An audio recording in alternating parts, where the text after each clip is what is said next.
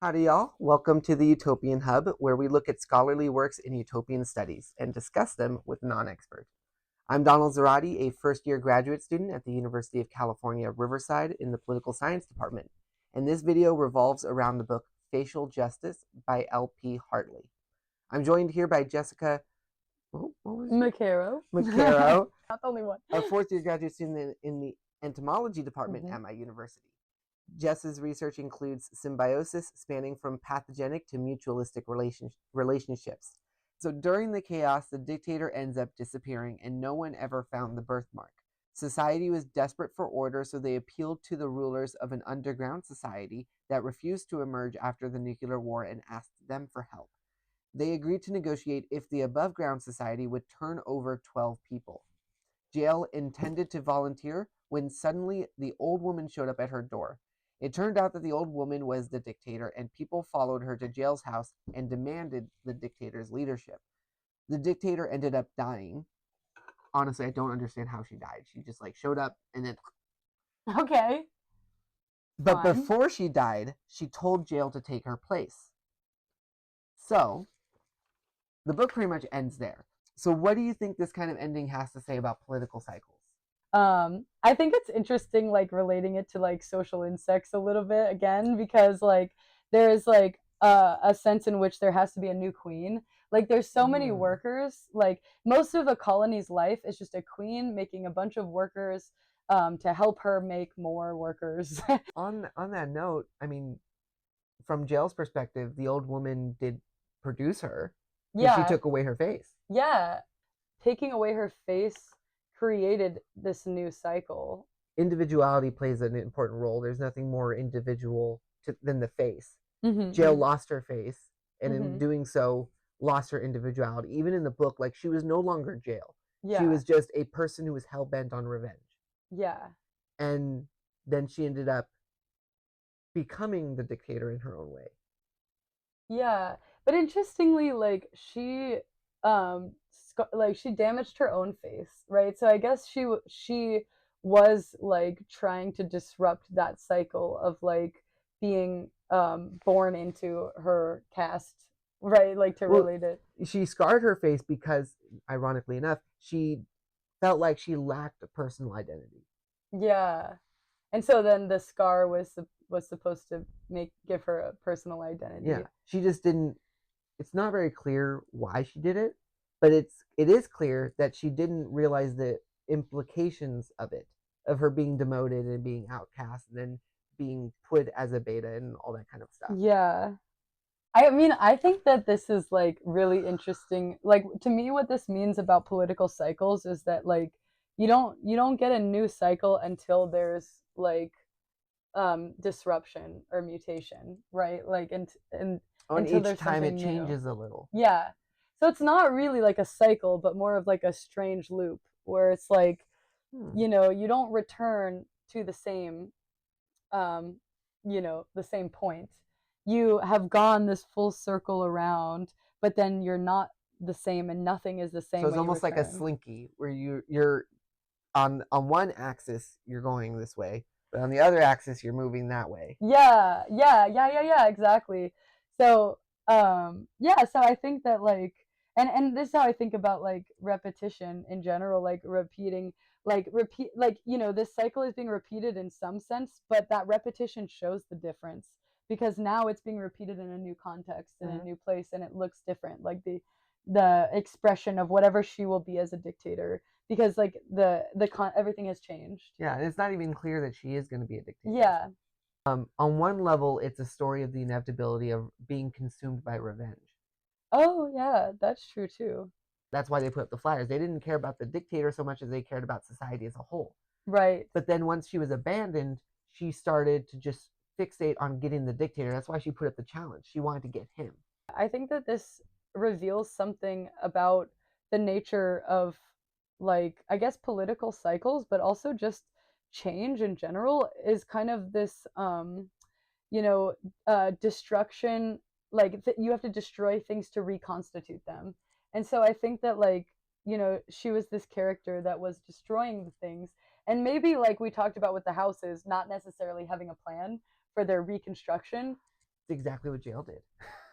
But yeah, that's a She's like, I'm gonna get the dictator. What happens after Donald? Exactly, right? And sometimes that's okay, like, because maybe like what arises out of that will be just what naturally the context requires, like, and it will require people to be very like present to like the situation at hand, and they'll be like, okay, now what can we do and what should we do now that we are in this destruction, you know, as opposed to having some kind of like goal that they're trying to achieve that maybe isn't in line with that context. So I don't know. I think that's something that, you know, biology has converged on already. Like where it's like, I mean, I don't know. I always bring things back to slime molds because they're what? Slime molds. Slime molds. Slime molds. Yes. So slime Okay. molds are these like interesting little creatures. You know, people actually like have used slime molds to try to figure out the most efficient like subway system, I think, in Japan, because yeah, hear me out. This seems tangential, but I think it's related.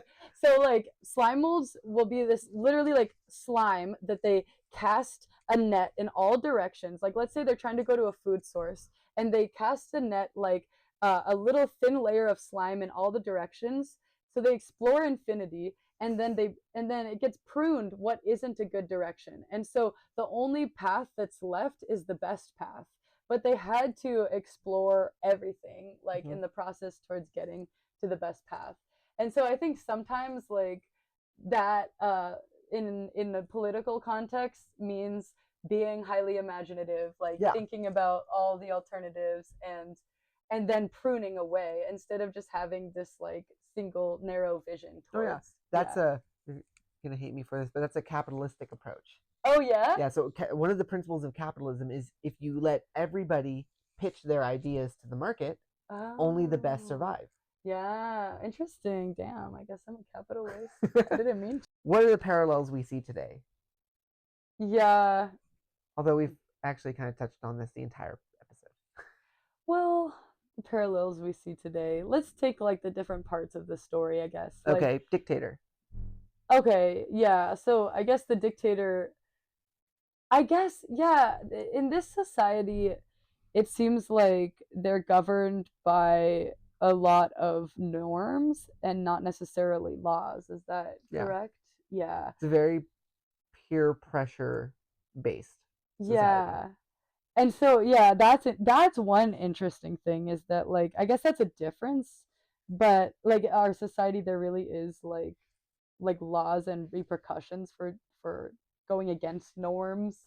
Well, what's interesting is that we recognize that. Yeah. But at the time it was written in the, I think it was 1960s, because social norms were so powerful, they weren't really recognized as having that much power.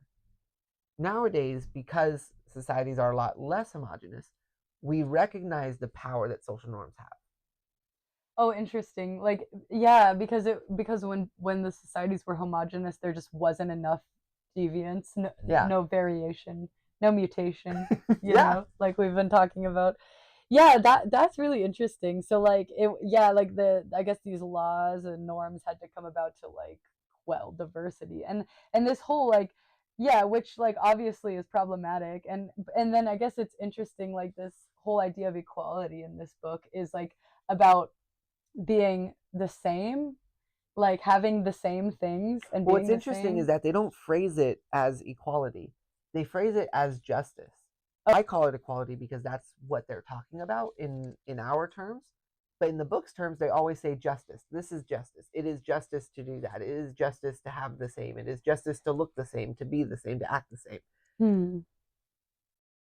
Which is funny now that I think about it, because like I said in one of the sections, Jael getting her revenge, that was facial justice, which is justice in the sense not the society means. That's justice in terms of desert, in what someone deserves. Yeah, like that's interesting. Like I guess this is making me wonder like what is the definition of justice? Like do you know like what is That's one of the greatest questions of philosophy. Yeah, like cuz I guess it always does seem to be kind of conflated with equality. and that's why I guess I was treating them as similar, because it does seem like that's this book's approach, like towards getting justice, is by eliminating differences, Mhm. right? And that's very clear from this book. For them, justice is equality. Yeah. To achieve, and the book starts off by saying the society has achieved the highest levels of justice by being equal. But what I think is interesting too is that like they have different castes still. Yeah. So there's still like And they heterogeneity. also have, even though they don't have laws, the dictator, when he like makes his proclamations, he still has what they call inspectors who enforce them by giving fines to people who disobey them. Oh yeah, so they do have like But it's interesting because if people, like jail's face, they're not forced to pay. They just kind of put their hand out and people pay. interesting. Yeah. Like oh yeah, it's so weird because it's like they do have fines, but then like no enforcement. I guess has there ever been societies like that? Like where they're Broadly speaking, yes, like the Roman Empire, they had laws that we know of, but before those laws were implemented, they were implemented by something called the 12 tablets. Before that, they had an unwritten constitution, so it was all based off uh, oral history, what's been done in the past, yeah. and they did enforcement based off that. The reason they wrote them down was because people started lying about what the oral history was. Hmm. But in that sense, because it wasn't written law, we would call that informal institutions, peer pressure, social norms. Mhm. Mhm. Mhm. Yeah, I mean, I guess that's powerful in and of itself, right? Like because like we are social creatures and like I guess being yeah, like being a good member of society like is important in a sense. Like that should be its own governing force, right? It's Mhm. like because if you act out again this is bringing it back to like the recognition of interdependence. Like if you act against society's interest, you are hurting yourself if you recognize that there is this interdependence. I'm going to ask a weird question. How does government among insects work? Because Okay. I doubt they have formal institutions. Yeah. So so interestingly, it's kind of like so it's all bottom up, like in the sense that it's governed by very like local rules. So and by pheromones and smells. So for example, like you know, if there is like an attacking colony coming, the worker ants will release alarm pheromones. Those pheromones are airborne. They're just smells that go into the air and then the ones next to them smell it and then that causes a behavioral change where they become aggressive. So it's very Hmm. much just like instant communication, like it spreads like in the air to make all of them super aggressive and attack the thing. But it's not like the queen is being like you need to go kill them, you need to go fight in a war. It's like it's individual ants becoming sensitive to the environment and then just reacting in a way that's contagious, you know? So the queen could not even be aware that there's No, anything the going on. queen usually isn't. Interesting. Yeah, yeah, Well, I guess you wouldn't want her because then she'd stress out and not make babies. exactly. You don't want to stress out the queen. Yes. Yeah, it's so interesting, and likewise, like with all of these workers, soldiers, foragers, they're all sterile, so they aren't reproducing, and they're you know people think of that as like there's like they're sort of enslaved to the queen, but like she's not doing anything like in you know to control them. You know, Hmm. interestingly, in bumblebees, this is a little bit different, where the queen is actually releasing a pheromone, again, an airborne molecule that suppresses the ovary development of the workers. And so then once she dies, they can become Oh, queens. So there is like more of an active suppression in some social insects, yeah. that's interesting. And then in honeybees, like the castes are just like based on age. So the older Oh. workers, yeah. So as you age, you do more risky tasks. What? Yeah. So the oldest ones are the foragers that The go out. oldest must die. Yeah, because you know it's the best, most efficient use. If you think about it.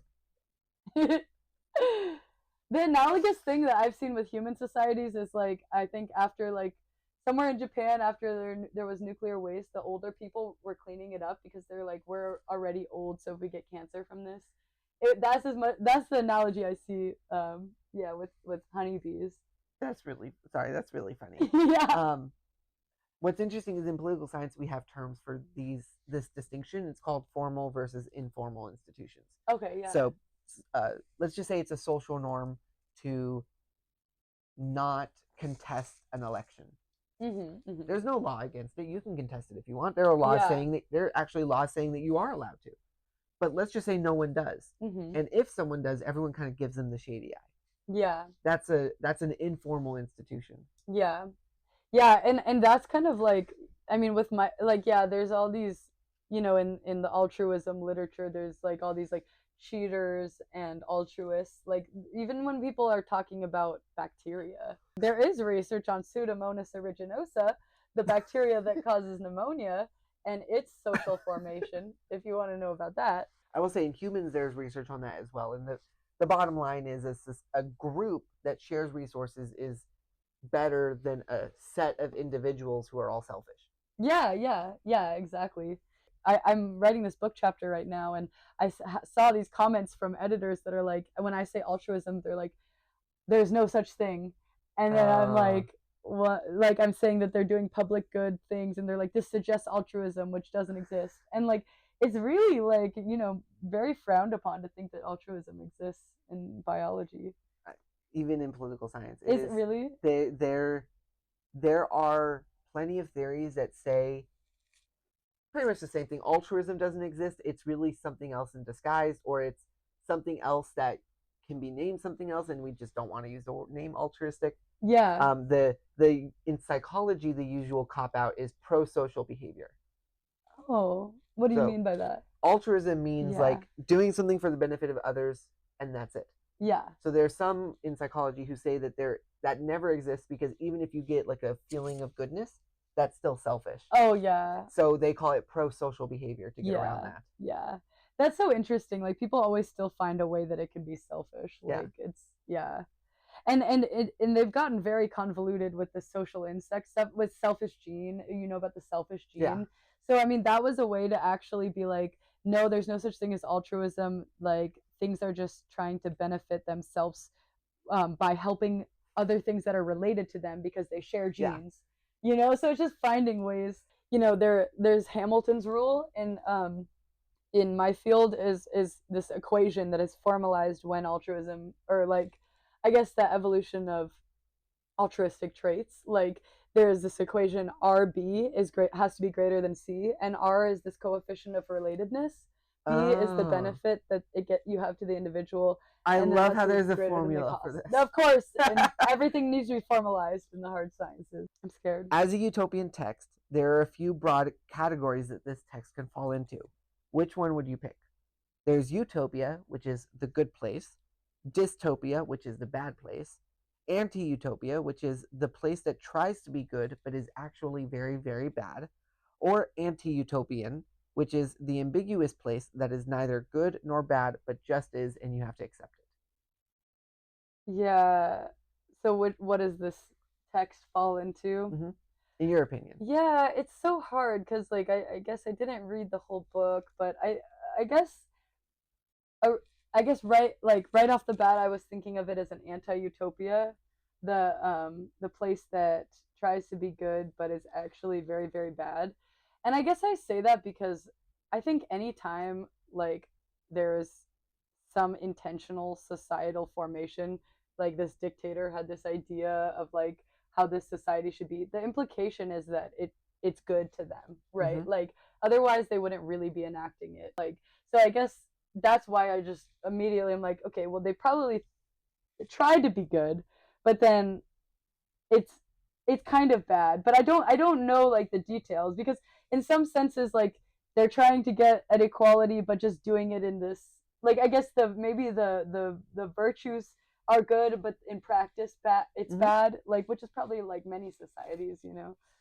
Well, like you said, the dictator thought it was good. Yeah. Very literal. Remember the conversation that they were having in the hospital? She said that imagination is what caused all these cruelties. Imagination is what lets someone kill someone. Yeah. Imagination is what led to the World War. So she very deliberately was like causing these things that we would think of as dystopian. Yeah. To achieve a good. Yeah. So yeah. That makes sense to call it anti-utopian.